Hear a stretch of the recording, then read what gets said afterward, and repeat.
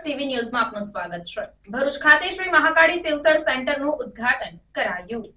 ભરૂચમાં શ્રવણ ચોકડી ખાતે ભરૂચ ડિસ્ટ્રિક્ટ કોઓપરેટિવ બેંકના એમડી અજયસિંહજી રણાના વરદ હસ્તે સાગરભાઈના શ્રી મહાકાળી સેવસરના સેન્ટરનું ઉદ્ઘાટન કરવામાં આવ્યું। આ પ્રસંગે ઉપસ્થિત તમામ મહાનુભાવો દ્વારા હાર્દિક શુભકામનાઓ પાઠવવામાં આવી હતી।